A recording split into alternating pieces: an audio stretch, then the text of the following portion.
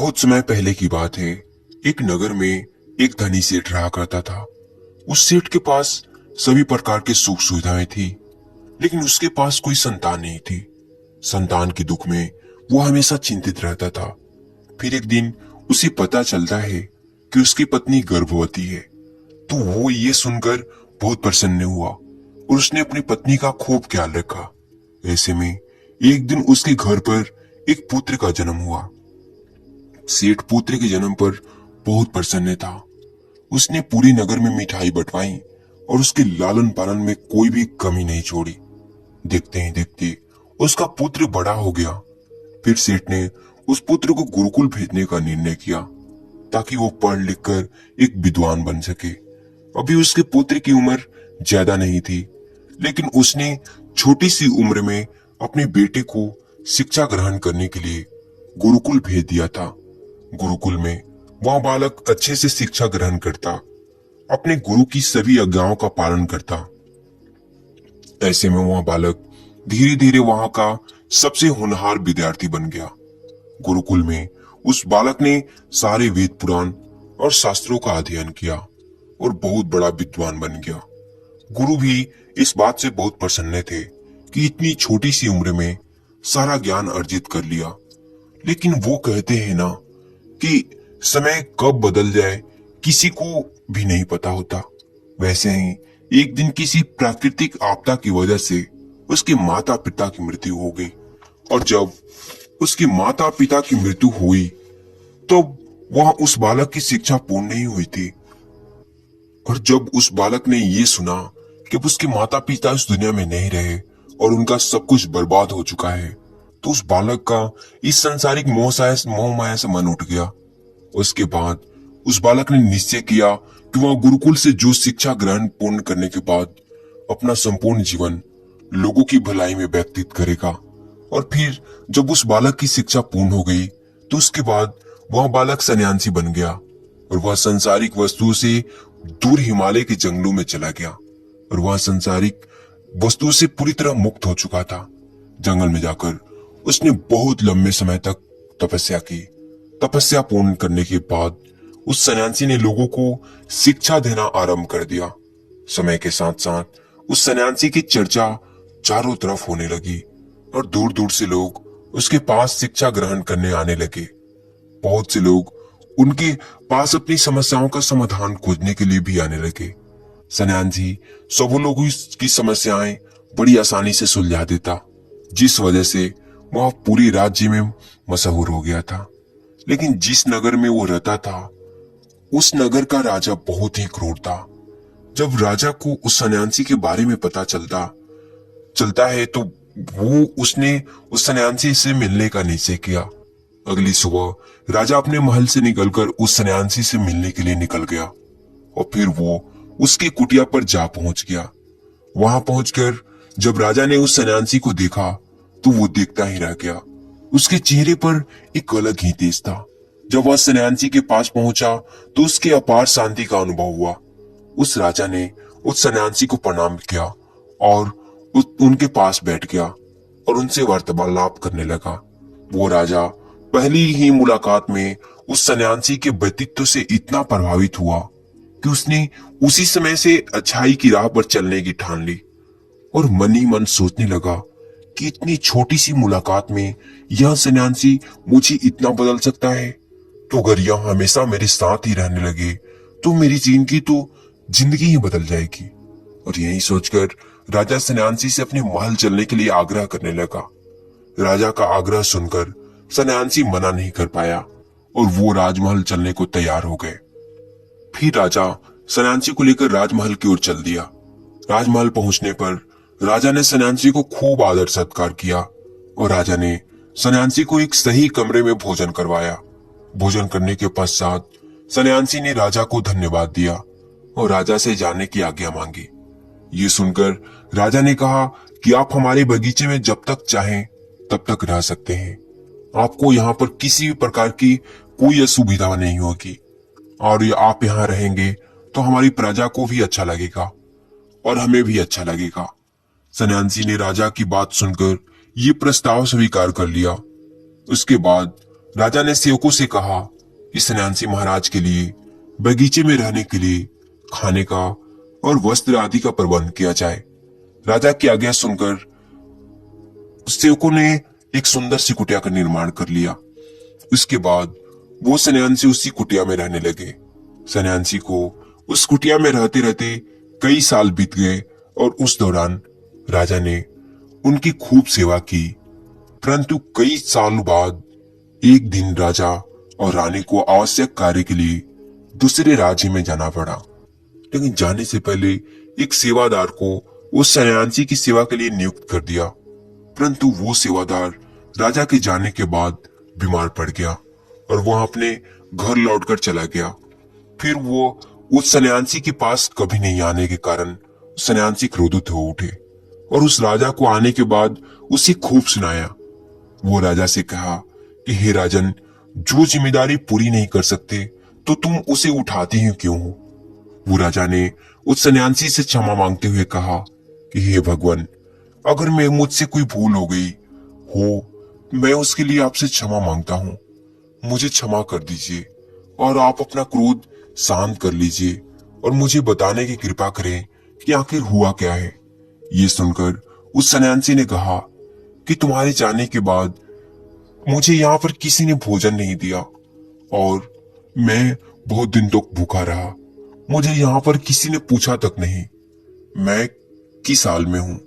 ये सुनकर राजा ने सन्यासी से क्षमा मांगी और कहा कि हे भगवान, आज के बाद ऐसी गलती फिर कभी नहीं होगी। फिर कुछ देर बाद मामला शांत हो गया। जब राजा और सन्यासी के बीच यह वार्तालाप हो रही थी, तब रानी ने भी चुपके से सुन रही थी और देख रही थी। उसके बाद राजा ने सन्यासी को कोई भी शिकायत का मौका नहीं दिया और उसको खूब सेवा की। परंतु कुछ दिनों बाद राजा को फिर किसी आवश्यक कार्य से राज्य से बाहर जाना पड़ा। लेकिन इस बार राजा ने राज्य से बाहर जाने से पहले अपनी रानी को कहा कि जब तक मैं ना लौटूं तब तक आप स्वयं सन्यासी की देखभाल करोगी।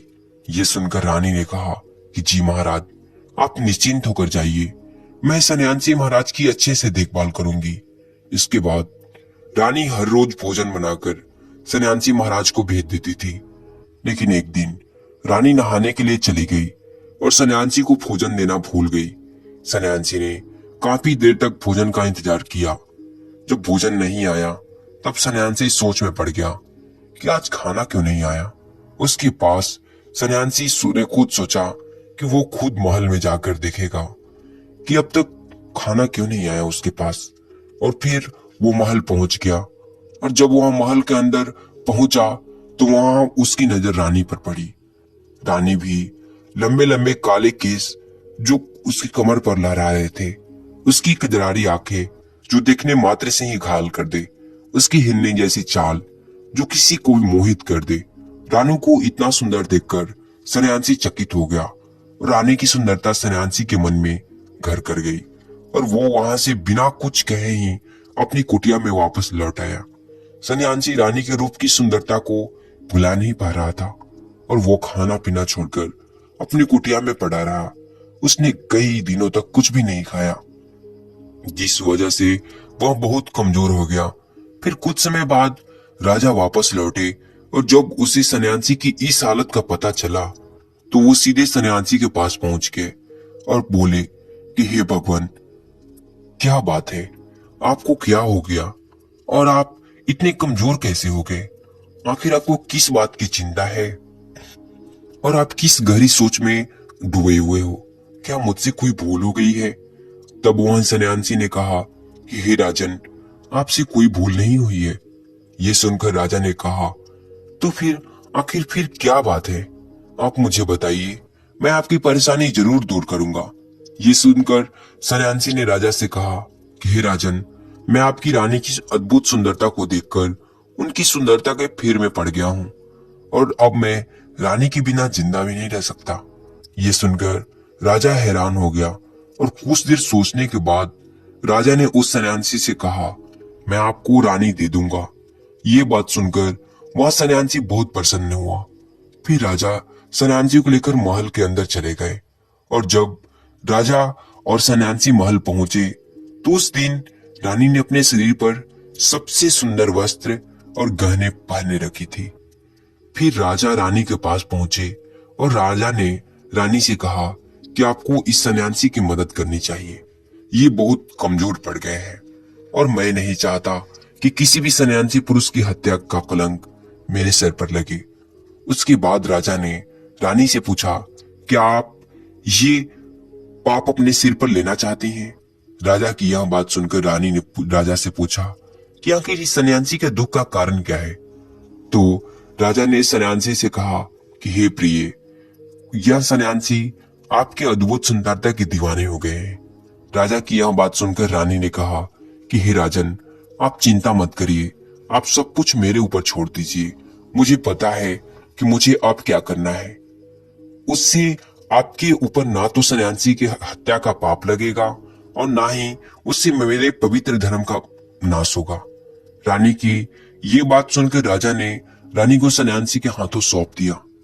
फिर इस सन्यासी ने रानी को लेकर अपनी कुटिया पर पहुंचे। वहां पर पहुंचने के बाद रानी ने उस सन्यासी से कहा, हमें रहने के लिए घर चाहिए, हम इस झोपड़ी में नहीं रह सकते।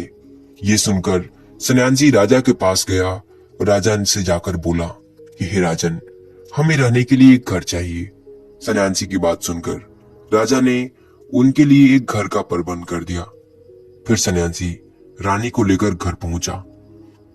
जब रानी सन्यासी के साथ घर पहुंची तो रानी ने सन्यासी से कहा कि यह घर तो बहुत गंदा और इसकी हालत बहुत खराब है, मैं इस घर में नहीं रह सकती। ये सुनकर सन्यासी फिर राजा के पास गया और राजा के पास जाकर बोला कि हे राजन, जो आपने हमें घर दिया है उस घर की हालत बहुत खराब है। सन्यासी की बात सुनकर राजा ने घर की हालत ठीक करवा दी। इसके बाद फिर रानी घर के अंदर गई और नहा धोकर बिस्तर पर आ गई और फिर सन्यासी भी बिस्तर पर आ गया।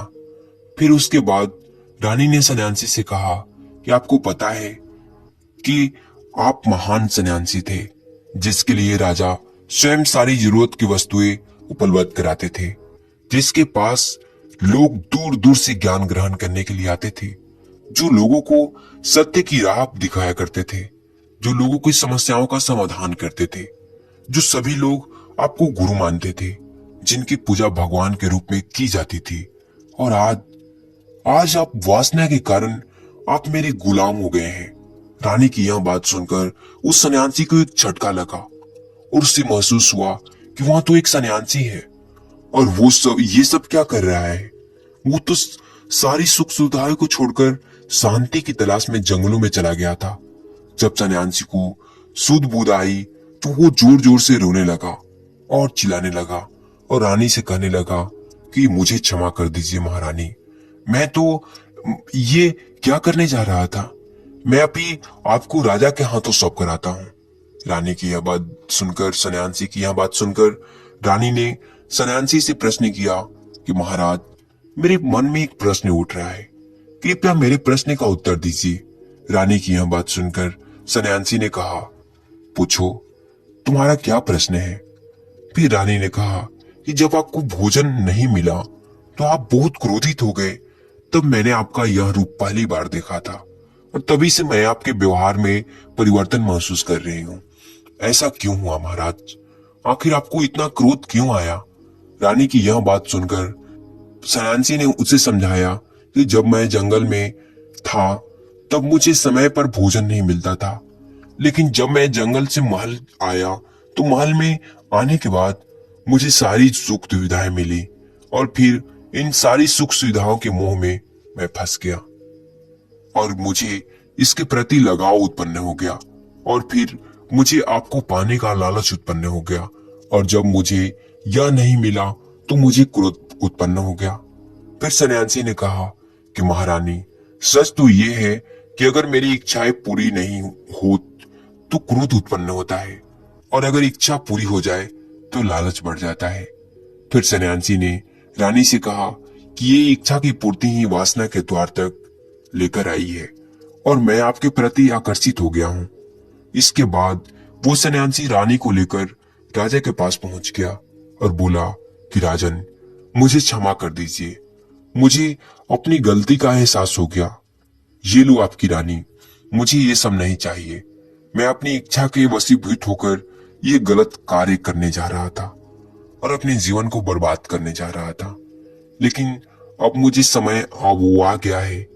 इसके बाद उस सन्यासी ने कहा कि हे राजन, मनुष्य की बर्बादी का कारण उसकी 4 आदतें बनती है और दुनिया के हर एक व्यक्ति के अंदर ये 4 अवगुण होते हैं। लेकिन जो व्यक्ति इन पर नियंत्रण पा लेता है वो दुख और परेशानियों से बच जाता है। और वहीं अगर व्यक्ति इन 4 अवगुणों पर नियंत्रित नहीं कर पाता है तो वो बर्बाद होने के कगार पर पहुंच जाता है। ये सुनकर राजा ने कहा कि महाराज, आप मुझे वो 4 आदतें बताइए जिससे कि मनुष्य की बर्बादी हो जाती है। पर सन्यासी ने राजा को मनुष्य को बर्बाद करने वाली आदतों के बारे में बताया कि हे राजन, मनुष्य को बर्बाद करने वाली पहली आदत है इच्छा। क्योंकि पाने की इच्छा ही दुनिया के हर व्यक्ति के अंदर सबसे पहला अवगुण होता है। और जो व्यक्ति अपनी वासनाओं पर नियंत्रण नहीं रख पाता तो वो जीवन के किसी भी क्षेत्र में सफल नहीं हो पाता है। क्योंकि जैसे ही उसकी एक इच्छा पूरी होती है तो वो दूसरे की ओर बढ़ने लगता है और दूसरी इच्छा पूरी होती है तो वो तीसरी इच्छा अपने मन में जागृत हो जाती है। और फिर ऐसे करते करते इच्छाओं पर नियंत्रण ना होने के कारण उसकी जाल में वो फंसता चला जाता है और दुखी रहता है। इसीलिए राजन, अगर आप अपनी इच्छाओं पर नियंत्रण पा लेते हैं तो आप अपने मन पर भी नियंत्रण पा लेंगे। और जब हमारा मन हमारे वश में नहीं होता है और हमारे वश में होता है तो हमें मन की शांति प्राप्त कभी नहीं होती। यानी कि जब हमारा मन हमारे बस में होता है तभी हमें मन की शांति प्राप्त होती है। फिर जो हम चाहते हैं वही हमारे साथ होता है। फिर सन्यासी कहता है कि हे राजन, मनुष्य को बर्बाद करने वाली दूसरी आदत है वासना। वासना का जन्म हमारे मन में उठने वाली इच्छाओं से होता है। जिस प्रकार इच्छा का कोई अंत नहीं होता और मनुष्य वासना के जाल में फंसता ही चला जाता है। वासना के वशीभूत होकर मनुष्य को कुछ भी नजर नहीं आता है। आज तक जितनी भी लड़ाइयां हुई है उनका सबसे बड़ा कारण स्त्री को पाने की इच्छा ही रही है। इसी वासना के वशीभूत होकर राजा महाराजाओं ने आज से पहले बहुत सारे युद्ध किए हैं। रावण इस संसार का सबसे बुद्धिमान व्यक्ति था, लेकिन उसने भी माता सीता की सुंदरता के वशीभूत होकर अपना सब कुछ बर्बाद कर दिया। उसकी मृत्यु का कारण एक स्त्री ही थी। कई राजा महाराजा युद्धों में इसलिए हार गए क्योंकि वे लोग स्त्रियों से ही रासलीला रचाने में ही रह गए। ईश्वर ने तो स्त्रियों को इसलिए बनाया ताकि संसार को बढ़ाने के लिए किया जाए, लेकिन आजकल के लोगों ने स्त्री को अपनी वासना का शिकार बना लिया है, अपने मनोरंजन का साधन करने लगे हैं। और जब उन्हें अपना ये मनोरंजन नहीं मिलता तो वो पागल हो जाते हैं, वो न जाने क्या क्या कर बैठते हैं। इसीलिए हे राजन, जितना हो सके उतना वासना से दूर रहना चाहिए। फिर सन्यासी कहता है कि राजन, मनुष्य को बर्बाद करने वाली तीसरी आदत है क्रोध। क्योंकि जब क्रोध मनुष्य की वासना की पूर्ति नहीं होती है तो उसके अंदर क्रोध उत्पन्न हो जाता है। और जब व्यक्ति को क्रोध आता है तो उस पर उसका नियंत्रण नहीं होता है और फिर वो क्रोध में आकर कहीं गलत निर्णय ले लेता है। फिर दूसरों को भला बुरा कह देता है, गालियां निकाल देता है। और जब उसका क्रोध शांत हो जाता है तो उन्हें अपनी गलती का एहसास होता है, लेकिन तब तक तो सब कुछ बर्बाद हो चुका होता है। क्रोध के कारण मनुष्य के कई बने बनाए काम बिगड़ जाते हैं। अगर मनुष्य के भीतर क्रोध उत्पन्न होता है तो वो अंदर से बहुत कमजोर हो जाता है और एक कमजोर व्यक्ति अपने जीवन में कुछ भी विशेष नहीं कर पाता है, उसे कभी भी सफलता हासिल नहीं होती। क्रोध हमारे जीवन का तनाव उत्पन्न भी कर देता है और अगर एक बार हम तनाव में चले गए तो हमारा पूरा जीवन बर्बाद हो जाता है। फिर वो सन्यासी कहता है कि मनुष्य को बर्बाद करने वाली चौथी आदत है लालच। हे राजन, लालच में पड़कर हम बहुत से लोगों का बुरा कर देते हैं।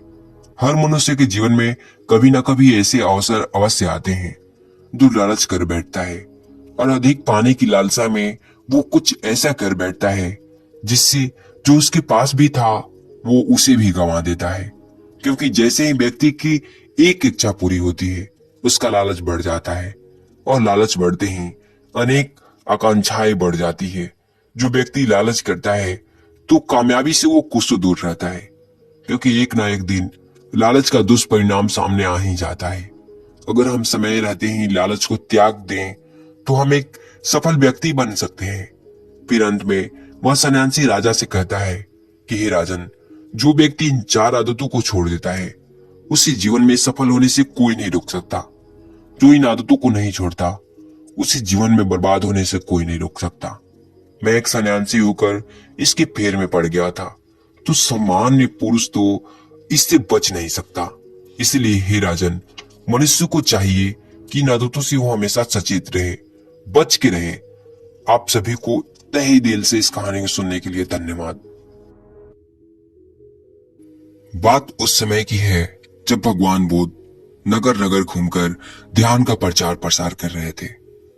इसी काम के लिए उन्होंने बहुत से बौद्ध भिक्षुओं को दीक्षा देकर, अपने ज्ञान देकर अलग अलग दिशाओं में भेज दिया था, जो बुद्ध की तरह अलग अलग नगरों में उनकी सीख, उनकी ज्ञान का प्रचार प्रसार कर रहे थे। ऐसे ही एक बौद्ध भिक्षु उत्तर भारत के एक गांव में आया हुआ था।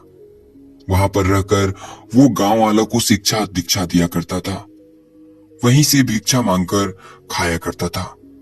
वो नित्य सुबह और शाम गांव वालों को बुलाकर ज्ञान का उपदेश और ध्यान की प्रक्रियाएं करवाता था। ऐसे ही एक दिन प्रदीप नाम का युवक अपने कुछ दोस्तों के साथ ध्यान करने के लिए आता है, लेकिन 10 दिन तक ध्यान लगाने के बाद भी उसके अंदर कोई आनंद पैदा नहीं होता है। इससे उसका मन ध्यान से हटने लगता है। लेकिन प्रदीप बहुत ही दृढ़ संकल्पी युवक था। वो कैसे भी करके ध्यान की अवस्था को प्राप्त करना चाहता था। इसीलिए एक दिन संध्या के समय उस बौद्ध भिक्षु से एक सवाल उसने पूछा कि गुरुदेव, आप हमें ये तो बताते हैं कि ध्यान करने के लिए किस तरह की जीवन शैली अपनानी चाहिए, क्या क्या काम करने चाहिए, क्या क्या आदतें अपनानी चाहिए। आप हमें सब कुछ बताते हैं, लेकिन फिर भी मैं ध्यान में उतर नहीं पा रहा हूं। क्या आप मुझे वो आदतें, वो चीजें बताने की कृपा करेंगे जो मुझे ध्यान के लिए अपने जीवन से हटा देने चाहिए? मतलब कि वो आदतें जो मुझे ध्यान में गहरे में उतरने के लिए छोड़ देनी चाहिए। यह सुनकर बौद्ध भिक्षु कहते हैं कि अक्सर इंसान को लगता है कि मैं 1 घंटे ध्यान में बैठूंगा और ध्यान में बहुत गहरा उतर जाऊंगा, और वो जब 1 घंटे ध्यान करता है तो उसे कुछ गहराइयां हासिल नहीं होती। अब समझने की बात यह है कि ध्यान कोई खेल, कोई ज्ञान नहीं है जो आपको 1 घंटे ही करनी है। ध्यान जीवन जीने की शैली, जीवन जीने का तरीका है। इसलिए जीवन के हर कार्य में ध्यान का होना बहुत ही जरूरी होता है,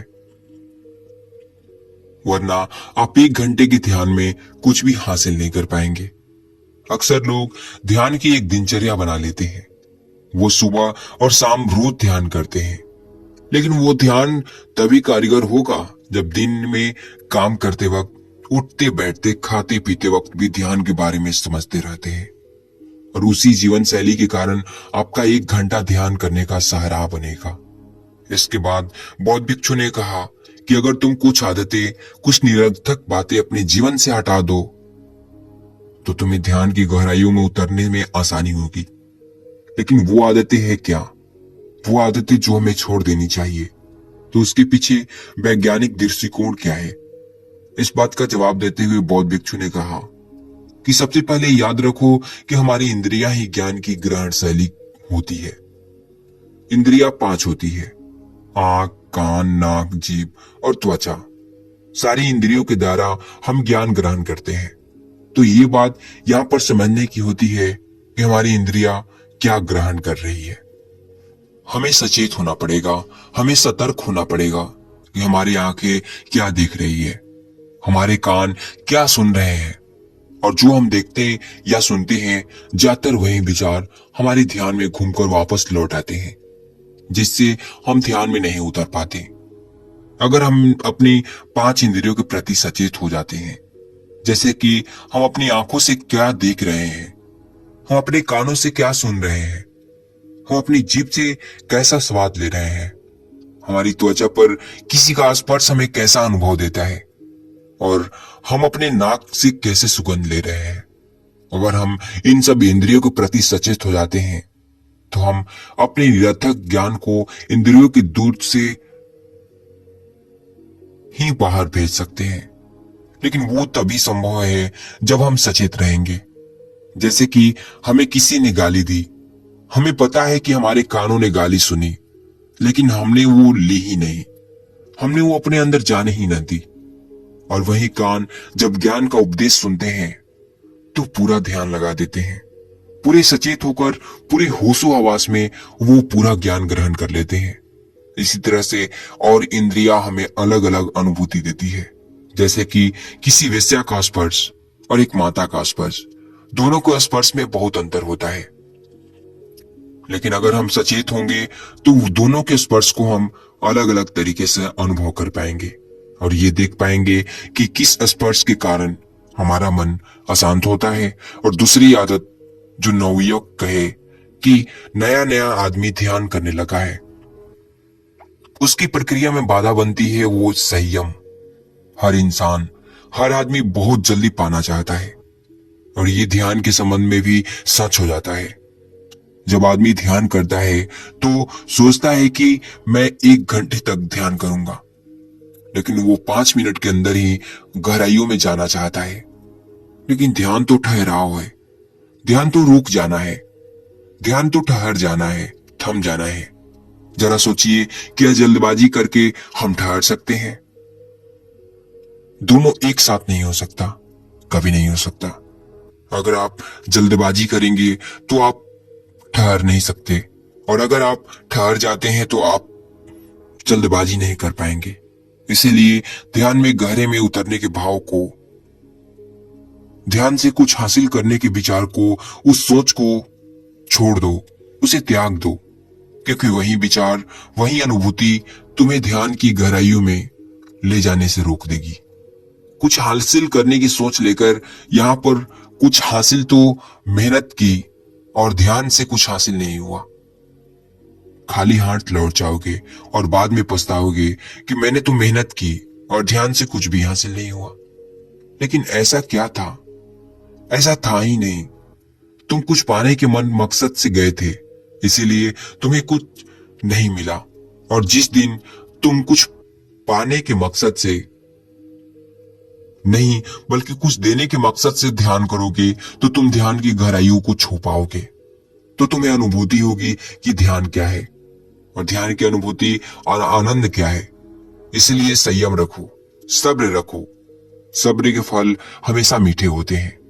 यह हमने सुना तो है लेकिन कभी अमल नहीं किया। लेकिन अगर जीवन के आनंद को अनुभव करना है तो संयम और सब्र ये आपको अपनाना होगा और जल्दबाजी की आदत छोड़नी होगी। कोई भी काम करें, कोई भी करें, कुछ भी करें, आराम से, शांत भाव से, कुछ जल्दबाजी करने की जरूरत नहीं है, क्योंकि जल्दबाजी करने से या संयम रखने से उस काम पे कोई फर्क नहीं पड़ेगा।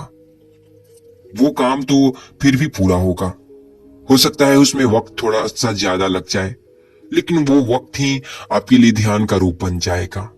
इसीलिए संयम रखो, सब्र रखो और सब्र से ही हर काम करें।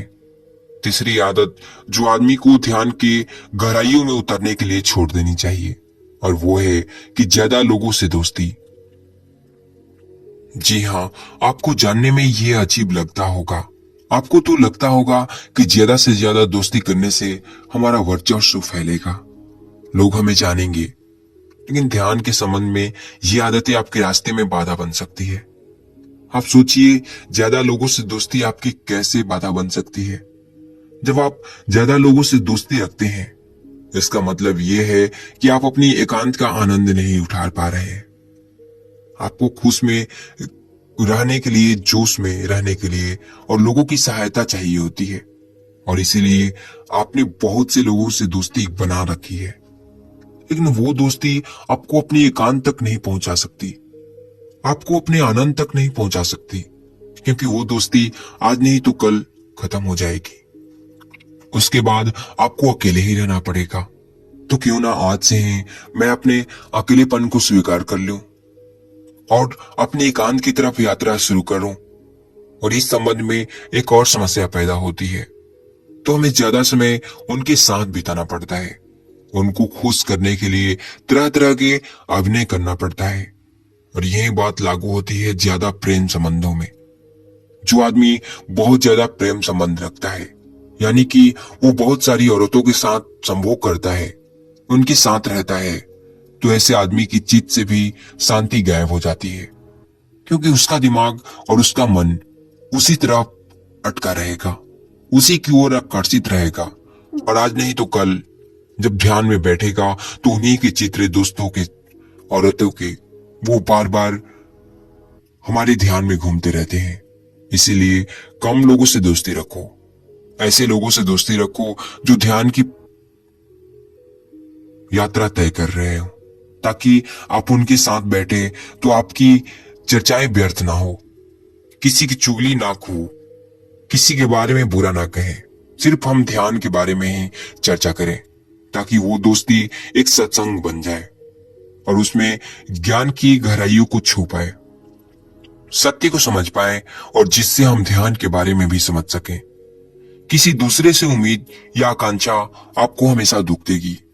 आपको हमेशा एक दो बार के लिए सुख मिले, आपको कोई फायदा मिले, लेकिन बाद में वो चीजें आपको दुख ही देंगी। क्योंकि जब आदमी अपनी उम्मीदों पर खरा नहीं उतरता तो आपके दिल पर आघात पहुंचता है।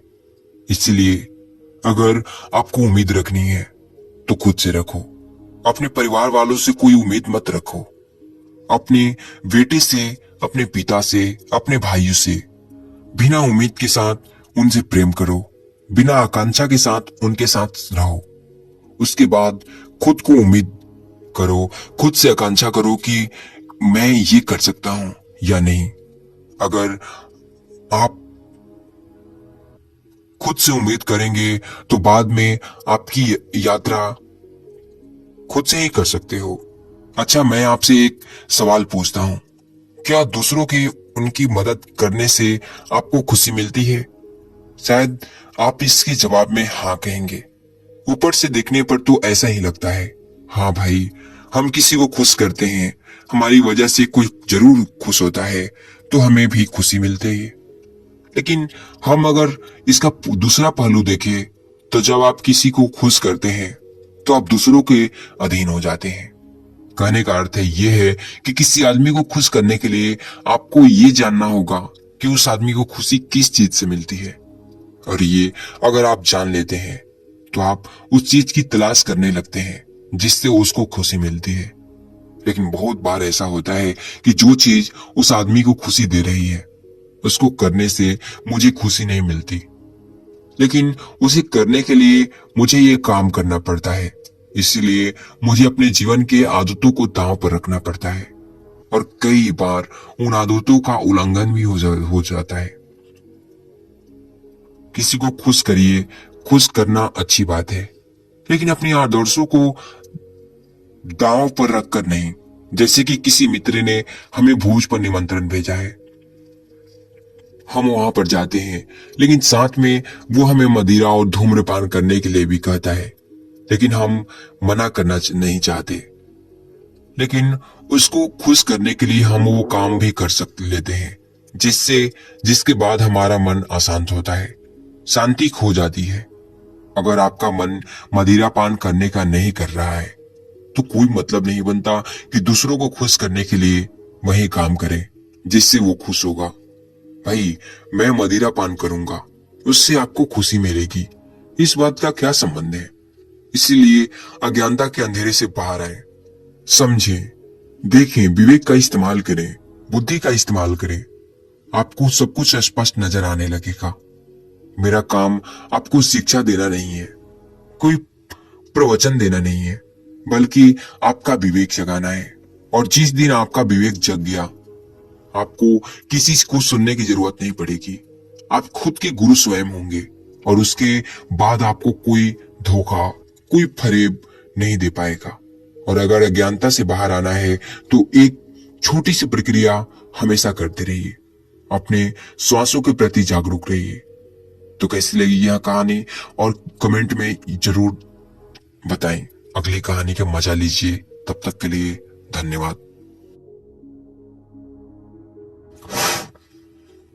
प्राचीन समय की बात है। एक बार मगध राज्य में एक सौम्य नाम का युवराज उस राज्य पर राज किया करता था। अभी उसका राज तिलक हुए कुछ ही दिन हुए थे और सत्ता उसके हाथों में आई थी। उसके पिता यानी कि पुराने राजा उसके अंदर बहुत सी संभावनाएं देखते थे। उन्हें सबके उदार हृदय के बारे में पहले से ही पता था। इसीलिए उन्हें लगता था कि जब सारी राज्य की कार्य व्यवस्था और राज सत्ता इसके हाथों में थमा दी जाए तो ये अपनी प्रजा की अच्छे से देखभाल कर पाएगा। लेकिन अभी युवराज की सत्ता में आए कुछ ही दिन बीते थे, लेकिन व्यापार दिन ब दिन घट रहा था। राजशाही खजाना धीरे धीरे खत्म हो रहा था और इसका खत्म होने का सबसे बड़ा कारण था युवराज के अपने राज्य में तरह तरह के नए नए व्यापार शुरू करने के तरीके। ऐसी ऐसी जगहों पर युवराज अपना राजसी खजाना लुटाता गया या फिर खर्च करता गया जहां पर कम समय में ही ज्यादा लाभ पाने की संभावना हो। और इसी चक्कर में उस युवराज ने अपना राजसी खजाना बहुत सारी जगहों पर लगा दिया था। लेकिन कम समय में ज्यादा धन कमाने के चक्कर में उसने अपना सारा राजशाही खजाना खत्म कर दिया। अब उसके पास अपनी प्रजा पर खर्च करने के लिए, अपनी राजकाज की व्यवस्थाओं को बचाए रखने के लिए धन नहीं बचा था। उसका पूरा राजशाही खजाना खाली हो चुका था। ये बात जब युवराज के पिता को पता चली तो उनको अंदर ही अंदर बहुत दुख लगा। उन्होंने कभी सोचा भी नहीं था कि उनका होनहार पुत्र इतना बड़ा घाटा करवा सकता है। अब उसके पास अपनी प्रजा को चलाने के लिए कुछ भी नहीं था। रात दिन इसी चिंता में डूबा रहता था कि हमारा राजपाट कैसे सुव्यवस्थित हो।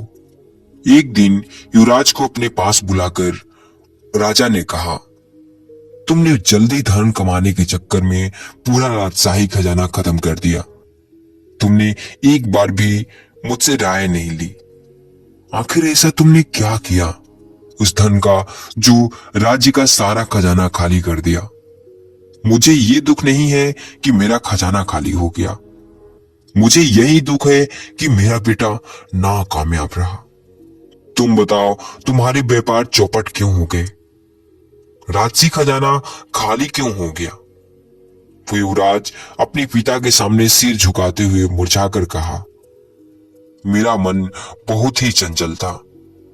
मैं अपने मन को पहचान ही नहीं रहा पाया। वो मुझे ऐसे ऐसे दिशाओं में भटकता रहता था जहां से मुझे जल्दी लाभ पाने के अवसर आते थे। लेकिन मेरी समझदारी ही मेरे लिए मेरी सबसे बड़ी बेवकूफी बन गई। नए नए व्यापार करने के तरीकों से मैं अंदर ही अंदर भर गया। मुझे समझ ही नहीं आ रहा था कि मुझे किस व्यापार में धन लगाना चाहिए और किस में नहीं लगाना चाहिए। और जब तक मुझे पता चला तब तक बहुत देर हो चुकी थी। कृपया करके पिताजी मेरा मार्गदर्शन कीजिए ताकि मैं अपने की हुई गलतियों को, की हुई व्यवस्थाओं को फिर से एक नया राज्य व्यवस्थित कर सकूं। यह सुनकर उसके पिता ने कहा कि बेटा, मैं जवानी में ही एक बौद्ध भिक्षु के पास जाया करता था। वो मुझे सदा ही अच्छे अच्छे मार्ग दिखाया करते थे, अच्छी अच्छी सलाह देते थे, जिसके चलते मैं इतने सालों से इस राज्य को जिम्मेदारी पूर्वक संभाला हूं। अब वक्त तुम्हारा है, तुम भी उस बौद्ध भिक्षु के पास जाओ। उसकी उम्र तकरीबन 250 साल की हो चुकी है और वो हर किसी से नहीं मिलते। तुम जाकर उनसे मिलो, उनसे कुछ जान लो ताकि तुम अपने जीवन काल में अच्छे से शासन कर सको। उसने अपने पिता से पूछा कि पिताश्री, आपने यह बात मुझे पहले क्यों नहीं बताई? ये सुनकर उसके पिता ने कहा कि बेटा, बात उसी समय बताई जाती है जब बात बताने का वक्त आता है। आज वो वक्त आ गया है। आज तुमने जीवन में गलती की है, इसीलिए तुम अपने गलतियों में से सीखकर कुछ अच्छा कर सकते हो। कल तक तुमने कुछ गलती ही नहीं की थी, तो तुम्हें बताने का कोई प्रयोजन नहीं था। जाओ, वो बौद्ध भिक्षु एक पहाड़ पर मिलेंगे। वहीं युवराज अपने पिता के बताए नक्शे की मदद से वो उस बौद्ध भिक्षु से मिलने के लिए निकल जाता है और उन पहाड़ों में बौद्ध भिक्षु को ढूंढने लगता है। जब वो कुछ दिनों की यात्रा करके बौद्ध भिक्षु के पहाड़ों पर पहुंचा, तो उस वक्त बौद्ध भिक्षु के सामने एक घड़ा टंगा हुआ था, जिसके नीचे एक छेद था। पानी उस छेद में से नीचे लगातार गिर रहा था और ऊपर से एक नल के द्वारा पानी उस घड़े में गिर रहा था, जिससे ना तो वो घड़ा खाली हो रहा था और ना ही भर पा रहा था। ये पूरा दृश्य युवराज उस पहाड़ पर पहुंचकर देख रहा था। आखिर में जब युवराज से रहा नहीं गया, तो वह बौद्ध भिक्षु के पास जाकर उन्हें प्रणाम करके उनसे पूछता है कि हे महात्मन, मैं बहुत देर से आपको देख रहा हूं। आप उस घड़ी को लगातार देख रहे हैं। क्या आप मुझे बता सकते हैं कि इतने गौर से आप क्या देख रहे हैं? ये सुनकर वो बौद्ध भिक्षु मुस्कुराकर उस युवक से कहते हैं कि भंते, आप कौन हो और यहाँ पर किस उद्देश्य से आए हो? तब वो युवराज उनको उत्तर देता है कि मैं मगध राज्य का एक युवराज हूँ। मेरे पिता ने मुझे यहाँ पर आपके पास ही भेजा है। कृपया करके आप मुझे उसका उत्तर बताने की कृपा करें। आप उस घड़े को ऐसे से क्यों देख रहे हैं? तब वो बौद्ध भिक्षु फिर मुस्कुराकर कहते हैं कि हे बंदे, जीवन में अंधकार का सबसे बड़ा कारण क्या होता है? सबसे बड़ा कारण होता है तरह तरह के बोझ, जिनके नीचे हमारा दिल दबा हुआ है, सिसक रहा है, वो करा रहा है। तरह तरह की चीजें, तरह तरह की जिम्मेदारियां, तरह तरह के लोग जिनको झेलना, जबरदस्ती दुनिया के अनुसार दिखावा करना, सारी चीजों का मूल तो यही है। हम अपने अस्तित्व में बने ही नहीं रह पाते। हमारा मन व्यर्थ की इधर उधर की चीजों को पकड़कर उस बोझ के नीचे दब चुका है और उसके अंदर रोशनी का प्रकाश जाने के लिए कोई जगह ही नहीं बची है। इसीलिए मन के दुखों को, मन की चंचलता को दूर करने का एकमात्र उपाय है कि अपने मन को खाली कर दो। ये सुनकर युवराज ने उत्सुकता से पूछा कि हे महात्मन, ये तो हमने भी सुना है कि मन को खाली करने से एक अभूतपूर्व आनंद की प्राप्ति होती है, लेकिन मन को खाली कर पाना कोई मजाक थोड़ी ही है। आप लोग इतनी तपस्या करते हो, इतनी साधनाएं करते हो, तो शायद आप अपने मन को खाली रख पाते हो। लेकिन जो इंसान घर गृहस्थी वाला हो, वो अपने मन को किस प्रकार खाली कर पाएगा? क्योंकि उसे तो अपनी जिम्मेदारियों का निर्वाह करना ही होगा। उसे तो अपने मन में तरह तरह की बातें याद रखनी ही होंगी, जिसके कारण वह समाज में रह सके, अपने बीवी बच्चों का पेट पाल सके। इसका उत्तर देते हुए बौद्ध भिक्षु कहते हैं कि मन को खाली करने का मतलब ये नहीं है कि हम अपनी जिम्मेदारियों को छोड़ दें, हम अपनी जिम्मेदारियों को भूल जाएं। नहीं, मन को खाली करने का मतलब होता है हम अपनी जिम्मेदारियों के साथ अपने मन को समझें और व्यर्थ का बोझ, व्यर्थ की चीजें अपने चित्त पर पड़ने ना दें, जिससे हमारा चित्त हमेशा निर्मल बना रह सके। अपने मन को खाली करने के लिए मैं तुम्हें 5 तरीके बताता हूं, जो तुम अपनी जिम्मेदारियों का निर्वाह करते हुए कम समय में अपने मन के खालीपन का अनुभव कर सकते हो। सबसे पहले, हमारे मन की सभी प्रक्रियाएं हमारी श्वासों के साथ जुड़ी होती है। हमारी सांसें, हम अपनी सांसों की व्यवस्था तोड़ देते हैं। जब हम उतार चढ़ाव करते हैं, तो ऐसा करने से हमारी पुरानी बुरी आदत और हमारा चित्त एकदम खाली होने लगता है। पूरा बोझ उस पर से हटने लगता है। जैसे कि तुम कोई ऐसा व्यायाम कर सकते हो जिससे कि तुम्हारी सांसें उफलने लगे, तुम्हारी सांसों के चलने का कोई क्रम ही ना बचे। और उस वक्त अब जब तुम्हारी सांसें उफलने लगती है तो आपके मन में के सारे विचार खाली हो जाते हैं। और यही रहस्य है, जब तुम्हारी सांसें कोई भी व्यायाम, जैसे कि तुम कुछ दूर तक तेजी के साथ दौड़ लगा सकते हो जिससे कि तुम्हारी सांसें तेजी से उफलने लगे, या फिर कुछ और भी तुम कर सकते हो जिससे कि तुम्हारी सांसों की व्यवस्था, तुम्हारे सांसों का क्रम टूटने लगे। मन को खाली करने के लिए दूसरी बात ये होती है कि हम किसी अनजान लोगों से, अजनबी लोगों से बातचीत करें। आप सोच रहे होंगे कि ऐसा क्यों, इसमें करने का क्या मतलब बनता है, लेकिन ये बात समझने की होती है कि जब हम अजनबी लोगों से बातचीत करते हैं तो हमारे मन का भय, हमारा खुद का आकलन करने का नजरिया, वो सब टूटता है। हम अक्सर किसी भी अजनबी या अपरिचित लोगों से इसलिए बात नहीं करते कि पता नहीं वो क्या सोचेगा, मैं तो उसे जानता ही नहीं हूं, मैं उससे ऐसे क्या बात करूंगा। लेकिन जब आप शुरुआत करते हैं पहली अजनबी अपरिचित लोगों से बात करने की, तो आप खुद का आकलन करने के बजाय सीधा मैदान में कूद पड़ते हैं। इससे व्यक्ति का जो खुद को आंकने का नजरिया होता है, जज करने का नजरिया होता है, वो सब टूटती चली जाती है और मन खाली होने लगता है। इसके बाद यानी तीसरे तरीके भी आप मन को खाली कर सकते हो। आप बच्चों के साथ समय व्यतीत कर सकते हो।